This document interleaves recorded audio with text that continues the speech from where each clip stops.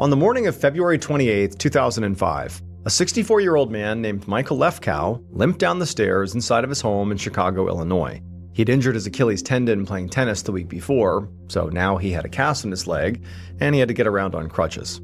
When Michael got into the kitchen, he saw his wife Joan making breakfast for the whole household, which included Michael, their teenage daughter Meg, and Joan's elderly mother Donna, who had been living with them for the past 4 or 5 months. Michael said good morning to his wife, and then he hobbled his way through the kitchen over to the dining room where Meg was finishing up her eggs. And they chatted for a few minutes, and then the school bus honked outside, and Meg grabbed her backpack and raced past her dad on her way out the front door. A few moments later, Joan walked into the dining room as well with a plate of food for Michael and a cup of orange juice. And Michael thanked her, and then he asked her, "What's on the docket for you today?" And he meant that literally, because Joan was a federal judge. And, she had like a very heavy burden on her shoulders. She was routinely thrust into these cases where it was her job to make these just really difficult decisions. Decisions that, sometimes were sort of in that gray area between, is this the right moral decision or is this the right legal decision? And it was really her job to err on the side of legal. And the reality is she was a great judge, but sometimes her decisions would, put her in danger. This was, again, a very heavy burden, and it was something that Michael, being an attorney himself, definitely understood. He knew what it meant to be a judge. But, on this particular day, when Michael asked her what she was up to in court, it just sounded an awful lot like today was going to be very typical, sort of a run-of-the-mill day for her. Nothing too crazy, no big decisions looming. And so pretty soon, the two of them were just having their breakfast, and it was just a very relaxed morning. And at some point, Michael told Joan that because of his injury, he actually was not going into the office today. He was going to be working from home. And so pretty soon, they wrapped up their breakfast, they cleaned up, and then before long, Joan was ready to go. She grabbed her stuff, and she said goodbye to her husband, and then out the door she went, hopped in her car, and drove off to court. About half an hour later, around 9 a.m., Michael was getting ready to start his day at the house when he saw Joan's mother, Donna, coming down the stairs. Donna was 89 years old and needed 2 canes just to walk, and she'd been hospitalized for sepsis the previous year. So, since Joan and Michael had extra space in their home, they had offered to let her stay with them so she wouldn't be alone and they could help her if they needed to. And so Michael, despite being hurt himself, he immediately got up and hobbled over and helped Donna get down the last few steps, and then he led her back over to the dining room and helped her sit in her favorite chair. And then after she was situated and she said that she didn't need anything else, Michael thought, okay, now I'm going to start my day. And so he gathered up his things and he headed downstairs into the basement where his home office was. When Michael reached the bottom of the basement steps, he hobbled his way down this hallway that led to a door. He opened the door up, and inside was his home office. In he went, and he sat down at his desk, and there was already some files on the desk that he needed to sift through, and so he picked them up and began looking through the files, figuring out where he was going to start for the day. And as he was sitting there, he thought he heard something in the closet, the utility closet that was in the home office that he was in, and the door to the utility closet was shut.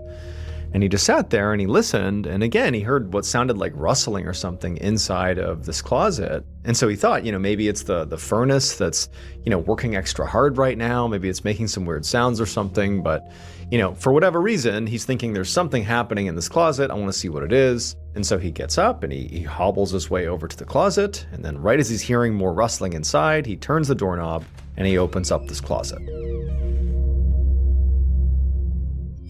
At 5 p.m. that night, Michael's wife, Joan, walked through the parking garage at the federal courthouse and got into her car. She was feeling a bit unsettled because she had called Michael a couple of times that afternoon, but there had been no answer. And this was just really unlike him. In fact, this was so unusual that Joan had actually gotten in touch with her daughter, Meg, after the school day ended and asked her, have you been in touch with Dad? And Meg said that she hadn't. But she had gone home after school and she had grabbed some workout clothes in the house before leaving again. And she said when she was in the house, she had not seen her dad or, Joan's mom, so her grandmother, Donna. She said the house was quiet and I just assumed that Dad and Grandma were asleep upstairs or something. It took Joan about half an hour to drive home, and when she pulled into the driveway around 5:30 that night, it was getting dark. And so she pulls into her driveway, she gets out, she's still pretty anxious because she just hasn't heard from Michael or her mom at this point, and she goes up to the front door, she unlocks it, she steps inside, and right away she calls out for Michael. But there's no answer. She calls out for her mom. There's no answer. And so she walks around the first floor. Again, no sign of any issues here. Her husband and her mom are not around. She eventually makes her way upstairs, hoping to find them asleep in their beds, but she gets up there and she checks the bedrooms and all the rooms upstairs, and there's no one up there.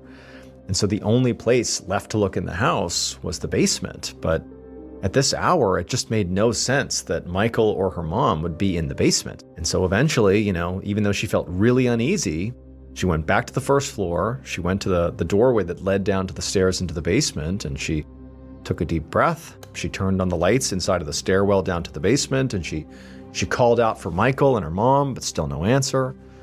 And then down the stairs she went.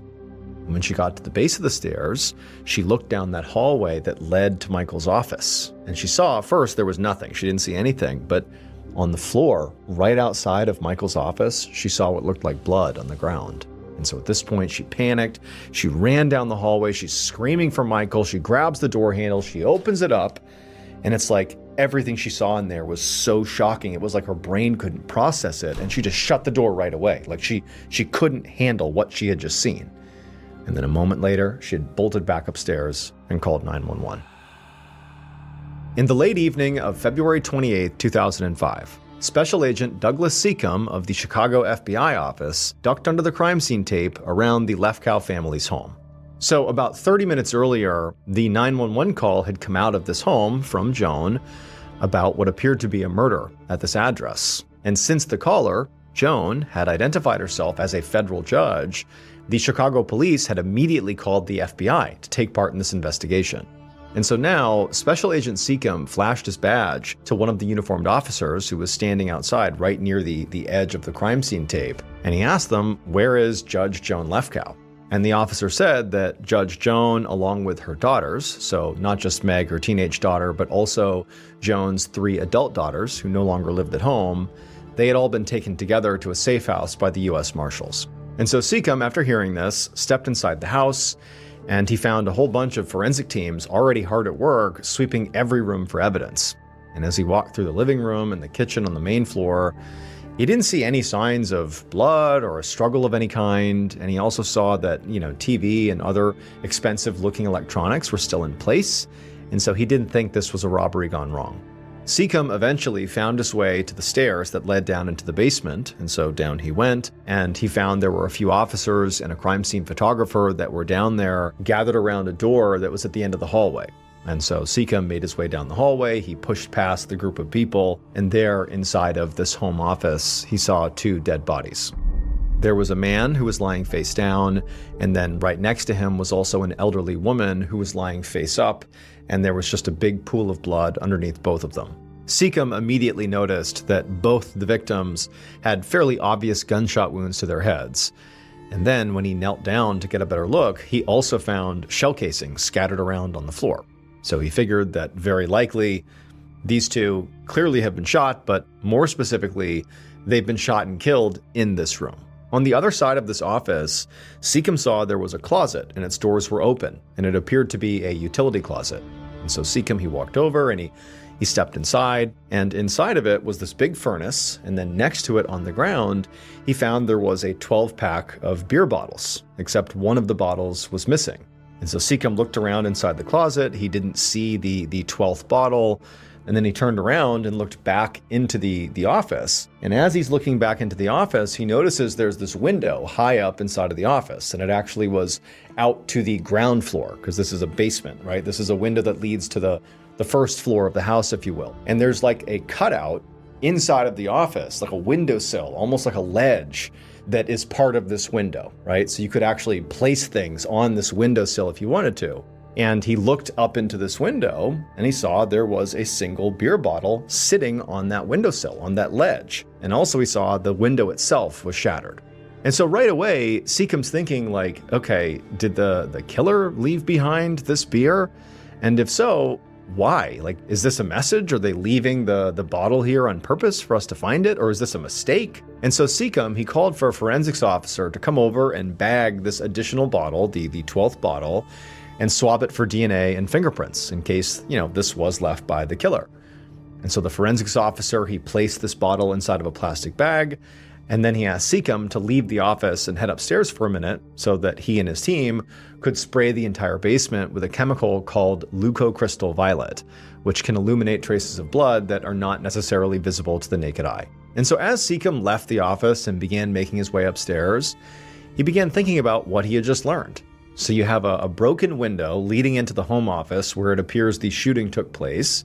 And the fact that, the window was broken does suggest that's how the killer or killers got in. And if that's the case, it likely means the killer or killers did not know the victims personally. They didn't have a key to the house, for example, or they weren't going to be let in if they showed up at the front door. But then you have this weird beer bottle thing. Like if the killer left behind beer in that utility closet and this extra beer bottle up on the ledge of the window, that feels really sloppy. And so that's sort of at odds with the idea that this was like an intentional, outsider coming to do this hit. And then he's also thinking the elephant in the room here is that Joan, Judge Joan Lefkow, this is her husband and her mother. Was that intentional? Were they trying to sort of indirectly hurt Judge Joan? Or was Judge Joan the target? Or was this coincidence?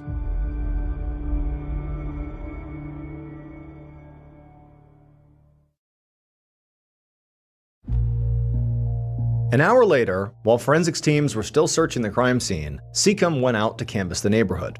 The chemical spray that the forensics team had sprayed in the basement after Seacom had left had in fact revealed additional traces of blood all over the basement hallway.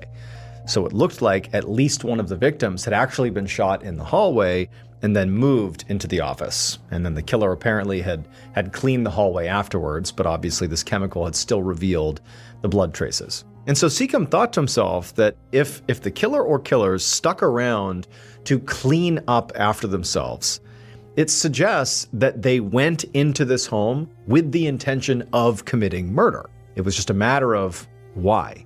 Was it Joan the target? Was it her loved ones? Why did that happen? Who would want to harm the Lefkows? And so Seacom went down the street, knocking on doors and speaking to various neighbors, trying to get a feel for, what the Lefkows were like. But, after speaking to many people on the block who tried to be very helpful, Seacom really hadn't learned much of anything. No one really had all that much to say. But eventually, Seacom found his way to a church that was in the neighborhood, and he knocked on the door. And a moment later, the pastor opened the door, and Seacom explained that, unfortunately, a double murder had taken place down the block, and they were here investigating. And have you seen or heard anything unusual in the past, several hours? And the pastor at first is just totally taken aback by what he's been told. He can't believe it. But then he's like, you know what? Actually, yeah, something strange did happen earlier today. The pastor said he had seen this red car just loitering nearby that had two men inside of it. And they were apparently smoking and drinking cans of what appeared to be Coca-Cola. But they just sort of didn't fit in with the neighborhood. The pastor didn't know who they were. And it just seems sort of odd that they were here. And so just considering what he's been told about this double murder, he basically said, you might want to look into who those guys were. And so Seacom asked the pastor if he'd gotten a good enough look at these two men to maybe be able to help their sketch artist come up with a composite sketch. And the pastor said, yeah, I think so. And so Seacom's like, okay, great, we're going to do that. But also, can you specifically point out where this car was, outside, so I can go look at the area? And the pastor, he pointed across the street and he said, right over there. And so Seacom, he looks where the pastor is pointing, and sure enough, he could see on the ground there were all these cigarette butts and clearly an empty Coke can. And so Seacom called over a forensics team, and they scooped the stuff up and they sent it off to be tested. Later that same night, Seacom sat down at a table at the safe house where Joan and her daughters were all staying. And Joan, she walked over and set a glass of water in front of him, and then she sat down across from him. And Seacom thought Joan seemed surprisingly calm and composed, considering her husband and her mother have just been brutally murdered. But he also could sense that underneath the surface of Joan's sort of calm affect, she seemed furious. And so Seacom and Joan, they spoke a little bit about, this great tragedy and how awful this was. However, pretty quickly, Seacom just sort of got into asking pointed questions of Joan, and Joan answered them. Seacom asked Joan about the 12-pack of beer that was in the utility closet in the basement, and she told him it was left over from a party that they had thrown earlier that same week. And she said she was the one who actually put those beers in the closet, and when she did, she said they were all unopened. And this was great news for Seacom and the investigation, because that meant that the beer up on that windowsill in the basement almost certainly was handled by the killer or killers. But still, the idea of somebody breaking into this house and stumbling across some beer in the closet and stopping to actually have a drink right in the middle of committing a double murder and then leaving the beer bottle behind, it just felt like a really weird decision to make. And so Seacom wondered if maybe there was something at play here that literally prevented the killer from thinking clearly in the moment, like mental illness or maybe drug use. So at this point, Seacom had already come to the conclusion that very likely Donna, Joan's elderly mother, was not the intended target. She's 89, she doesn't have any known enemies, she's not hurting anyone, like she's not a target here. But perhaps Michael, Joan's husband, could have been the target. After all, at one point he had actually run for Cook County judge a few years ago, and even though he had lost, entering politics was a surefire way to make enemies, so it was possible he could have been the target and Donna was collateral damage. But most likely of all still was that Joan was the one being targeted. Seacom knew that as a federal judge, there could be literally hundreds of people holding very serious grudges against her. And so Seacom told Joan that back at the command post, there was a team of detectives going through her entire docket and making a list of everyone who might have had a ruling that they were not happy with in the past few years. But maybe to help speed things along, he asked Joan if she could think of anybody off the top of her head who might have been responsible for this. And Joan, sort of without hesitation, said, yeah. In fact, there were 3 cases that came to mind. The first case was about a guy named Sean Peters, who was the leader of a local gang. And Joan had given him a very lengthy prison sentence, and so she said any of his fellow gang members, in theory, could have come after her in retaliation. The second case she brought up was about this armed robber whose name was Richard Young, and she said he just really scared her in the courtroom. Like he himself was just a very intimidating and sort of threatening person, and so he seemed capable of doing something like this.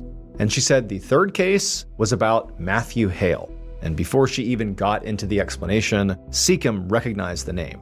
Because at the time, Hale was one of the most notorious white supremacists in all of Illinois. 6 years earlier, one of his followers had committed this horrible shooting spree that left 2 people dead and 9 others injured. Joan said that Hale had actually targeted her a couple of years ago in the wake of this trademark dispute. A church in Oregon with the same name as Hale's group had sued them, and Joan had actually enforced a ruling that forced Hale to change his group's name. Joan said that just the year before, Hale had actually been convicted of plotting to kill her over this issue. Joan said he was still in prison for those charges, so Seacom realized he could not have pulled the trigger himself, but clearly he had many followers who were willing to do things like this for him. The next day, so March 1st, Seacom sat down from notorious white supremacist Matthew Hale in a visiting room at the prison in Chicago where he was incarcerated. Hale was this very clean-cut, very stern-looking man in his mid-30s, and he didn't seem remotely rattled to be sitting across from an FBI agent who basically was insinuating that Hale was a potential suspect in a double homicide. And so Seacom told Hale about how Joan Lefkow's husband and her elderly mother had been brutally murdered inside of her home. And in response, Hale just laughed. He said that he and his followers had nothing to do with those murders. But, this was more or less what Seacom had expected Hale to say, because Hale was actually still awaiting sentencing for having tried to kill Joan. So of course he's not going to admit here to arranging another murder. He's going to say, no, I had nothing to do with it. Seacom told him that it really didn't matter if he denied this, because at this very moment, agents were seizing his phone and computer records, and if he had said anything at all about Joan Lefkow and her family to any of his followers, they would find out. But Hale, he just sat back and smiled and continued to insist that he's like, look, I really had nothing to do with this one. Like, nothing at all. You will find nothing. And Seacom couldn't help but think that Hale seemed so calm and so confident that really deep down he thought to himself, maybe he's telling the truth. Later that same afternoon, Seacom hunched over a desk in the corner of the Chicago Police Command Post. At this point, the police, the FBI, and the US Marshals were all working on this case as part of a joint task force. And all the officers on the task force had moved their equipment into the police precinct so the investigation could be centralized. In a conference room to his left, Seacom could see police officers comparing photos of Matthew Hale's followers to the composite sketches of the two men in the red car who the pastor had seen near the crime scene. And at a desk to Seacom's right, there was another FBI agent who was listening to a recording of a phone call that Hale had recently made to his mother. The FBI at this point was taping all of Hale's phone calls in case he said anything incriminating. And meanwhile, other task force officers were sorting through this huge pile of letters that Hale had received in prison. However, after going through these letters, there was no mention of the Lefkows anywhere. However, at some point, Seacom would join these other officers and continue to sort through all this mail in case something got missed. And as he was sorting through, months worth of mail, something actually did catch his attention. For months, Hale had been exchanging letters with this woman whose name was Kathleen Robertazzo. Basically every other day they were speaking. And Hale did not write to anybody else nearly that often, not even his own family. So this woman was clearly very important. Now, on the surface, nothing in these letters between Hale and Kathleen was incriminating. However, given the frequency of communication, Seacom had to wonder if maybe these two could be talking in code. Like maybe they are talking about the Lefkows, but we just can't tell. The return address on these letters was for a suburb in Chicago, about 30 miles away from the prison where Hale was at. So Seacom bundled up all the letters from Kathleen and stuck them inside of an envelope. He would need them as evidence to get a search warrant.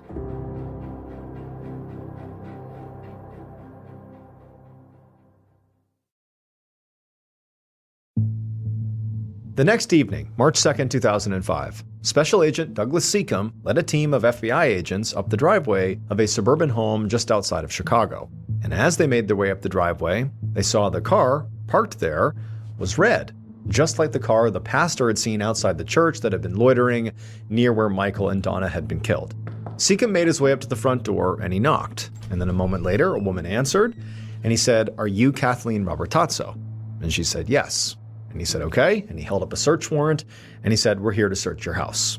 And so Seacom stayed outside with Kathleen while the other agents went inside and swept the whole house. And Kathleen seemed really annoyed by this whole thing, but definitely not that surprised. And so while the team was searching the home, Seacom turned to Kathleen and asked her about her relationship with Matthew Hale. And he also asked her if she agreed with his, white supremacist views. And Kathleen admitted that, she did have a relationship with Matthew, but she corrected Seacom and said, "I'm not a white supremacist, I'm a white separatist." Seacom sighed and moved on to asking Kathleen about her whereabouts on the day of Michael and Donna's murders. And Kathleen insisted that she had nothing to do with that. She gave Seacom her alibi for the whole day of February 28th, and while Seacom was writing down the details on his notepad, the other agents came back out of the house carrying a computer. When Kathleen began complaining that she needed that computer for her work, Seacom told her that they'd return it as soon as they searched it. And then before Seacom put his notepad away, he looked down to the driveway and he looked at Kathleen's red car. And he remembered that he actually hadn't written down the license plate or the make or the model. But as he's looking at this car, he's realizing that there's no way this car matched the description of the pastor's red car that he had seen loitering outside of the church. Like, this was definitely not the same car that was suspected of being involved in the murder.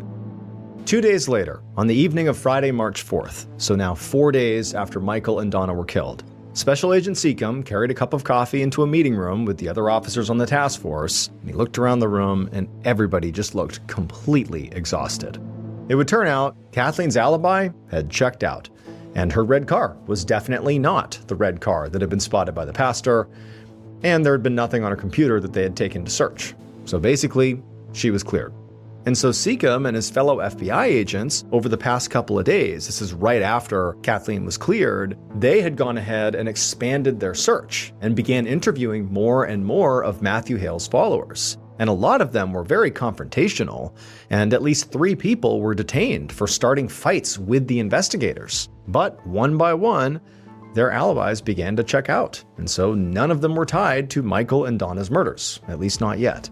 Now, a lot of Hale's followers had criminal records, so Seacom was hoping that Maybe once fingerprint evidence came back from the crime lab, it would turn up a match. But deep down, realistically, Seacom was starting to doubt that anybody in Hale's circle was behind this. Additionally, the task force had investigated that gang leader Joan had mentioned, Sean Peters, as well as that armed robber, Richard Young, and they both also had been cleared as suspects. And so now, Seacom couldn't help but feel like, we're 4 days into this investigation, this pretty high-profile investigation, and it sort of seems like we really don't have much to show for it. Now, it was the case that there were still dozens of other people on Joan's court docket that maybe could have wanted to kill her that Joan was not aware of, but it was going to take time to keep sorting through all these people, and right now they didn't have traction in any one direction. It was like everything was sort of becoming a dead end. And so as Seacom is sitting in this room full of the other agents, and they're all sort of at a loss for what to do next, he was thinking to himself,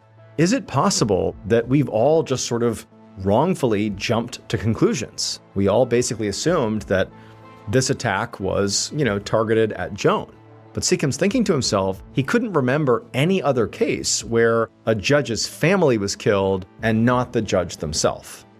Just then, Seacom's supervisor from the Chicago FBI office kicked off the meeting by announcing that the agency was putting up a $50,000 reward to the public for information on the murders. Now, the task force by this point had received over 200 tips, but the supervisor said, clearly that wasn't enough, and so we're going to use this reward to try to entice people who might have been too afraid to come forward. We'll pay them, and so hopefully this leads to better tips. The next Tuesday, so 9 days after Michael and Donna's murders, Seacom walked into the command post. The task force had been working all weekend, following up on hundreds and hundreds of calls that had come in since the reward money was announced. But it still didn't really seem like they were getting anywhere. And so Seacom, he sat down at his desk and he opened up a folder and he was about to get started when his cell phone rang. And he answered it, and it was the deputy director of the crime lab. And so Seacom's heart began to pound with anticipation as the deputy director told him that they had analyzed those fingerprints found on that beer bottle in the basement of the crime scene up in the window ledge, and after they had run it through the database, they had found a match.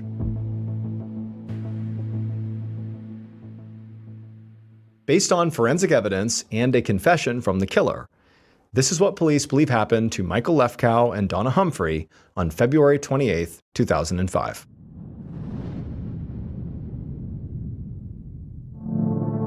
Around 4:30 a.m., while everybody in the Lefkow house was still asleep, the killer smashed through that basement window and climbed down into the basement, and with them was a gun. Their plan was to hide in the utility closet all day, and then once everybody inside the house cleared out, they would leave the utility closet, sneak upstairs, and they would wait. And when the time was right, they would jump out, and they would ambush the person that they wanted to seek revenge on. But things did not go according to plan.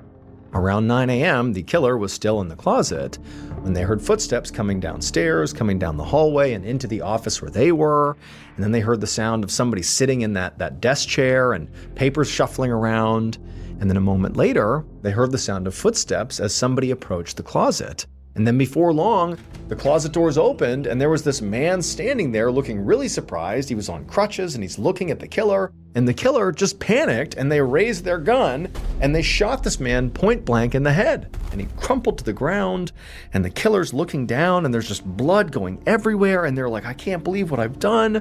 And then a moment later, the killer hears somebody calling out, Michael, is that you? And he looks down the hallway and he sees this elderly woman shuffling down the hallway looking really concerned, who clearly just heard the gunshot, and sort of in a continued state of panic, the killer rushed out of the closet, went down the hallway, raised the gun, and shot this woman in the head as well. And as Donna is bleeding all over the hallway, the killer put their gun away, reached down, scooped her up, and dragged her over into the office and sort of dropped her next to Michael. At this point, the killer's looking down at what they've done and they're thinking, well, at this point, I better make sure they really are dead. So they pull out their gun again and they shoot Donna and Michael one more time, just to make sure they would not talk to anyone about what they had seen. After that, the killer went back into the utility closet and their eyes landed on that pack of beer sitting on the floor. And they felt like that was exactly what they needed right now to calm their nerves. So they reached down and they pulled out one of those beers and they cracked it open and they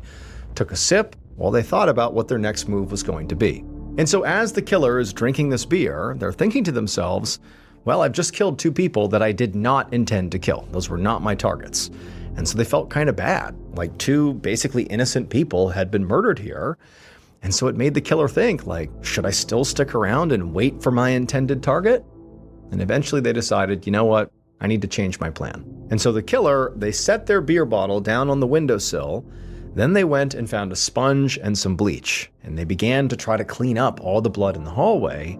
But as they're doing this, they're realizing there's just so much blood out here. There's bodies and lots more blood in the office. Like, this is too much. Like, I can't possibly clean all this. And so finally, around 1:15 p.m., the killer just sort of was like, well, this is as good as I can do in terms of cleanup. I'm just going to leave. And so they did. They left the house, and they left behind that bottle in the windowsill that would have their DNA and fingerprints all over it. The killer was a man named Bart Ross, and his intended target was Joan Lefkow. But Bart was not like a hardened criminal. Bart was a cancer patient who had tried to sue his doctors after he lost part of his jaw during treatment. Ross had developed a vendetta against these doctors who had left him disfigured. And over the last few years, he'd become increasingly paranoid and detached from reality, and he ultimately blamed Joan Lefkow for dismissing his medical malpractice suit and preventing him from getting justice. And so Bart had put together this list of 25 doctors, lawyers, and judges he wanted to kill, and Joan just happened to be at the top of the list. But after going into her home with the intent to kill Joan, but actually just killing Michael and Donna, Ross was so shaken up by it that he gave up on attacking Joan and just left the scene. But he obviously left behind crucial clues that got him caught. Ross's fingerprints and DNA were found inside of Joan's home, not just on that beer bottle, but elsewhere in the house. However, his fingerprints and DNA were not found on those cigarette butts in the Coke can that was left on the curb where that suspicious red car had been parked. And also, Ross looked nothing like the composite sketches of those 2 men that were seen inside of that red car, so in the end, the investigators believed that the red car probably had nothing to do with the murders, and Ross simply acted alone. On March 9th, one day after the fingerprint results came back, Wisconsin police officers spotted Ross's van near a federal courthouse in Milwaukee. But as they approached his van, Ross fatally shot himself. However, inside of his van, police found a note confessing in detail to the murders of Michael Lefkow and Donna Humphrey.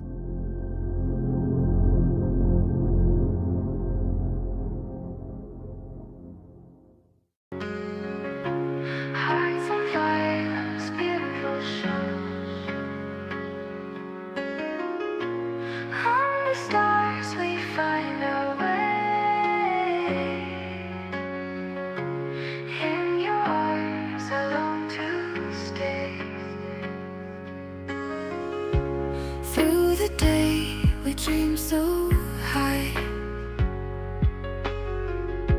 side by side, just you and I.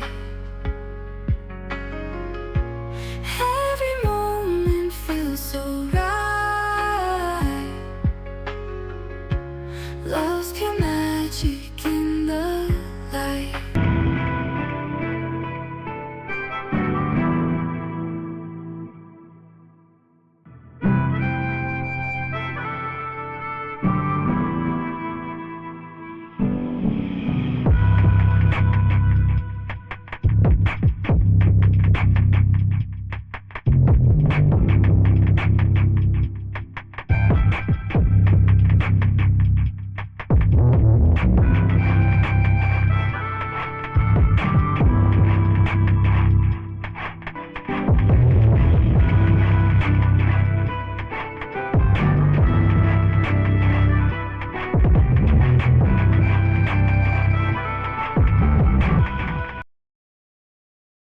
A quick note about our stories. They are all based on true events, but we sometimes use pseudonyms to protect the people involved, and some details are fictionalized for dramatic purposes. The MrBallen podcast, Strange, Dark, and Mysterious Stories, is hosted and executive produced by me,